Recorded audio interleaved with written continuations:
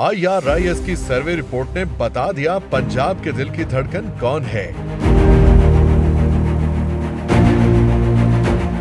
किसके हाथ में है पंजाब के वोटर की नब्ज, किससे वाबस्ता है पंजाब की उम्मीद। IRIS के अवामी सर्वे ने सब वाजे कर दिया।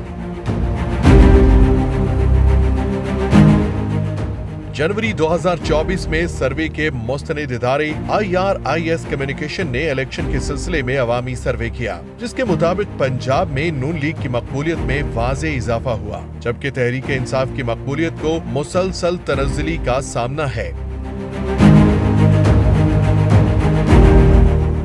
चुनांचे जून 2023 में पंजाब में तहरीक इंसाफ की मकबूलियत 43% थी, जो अब कम होकर 35% तक आ चुकी है, जबकि नून लीग की मकबूलियत जून 2023 में 31% थी, जो अब 43% तक पहुंच चुकी है। पीपल्स पार्टी की पंजाब में मकबूलियत भी 7% से घटकर 5% तक आ चुकी है। दूसरी जानिब आइंदा मुमकिना हुकूमत के बारे में अवाम की राय में भी वाज़े तब्दीली आई है। चुनांचे जून 2023 में पंजाब के 37% अवाम को यकीन था कि आइंदा हुकूमत तहरीक इंसाफ की होगी, जो अब घटकर 24% तक आ चुकी है, जबकि जून 2023 में मुस्लिम लीग की आइंदा हुकूमत के लिए 30% अवाम पुरुम्मीद थे, जो अब 51% तक पहुंच चुके हैं।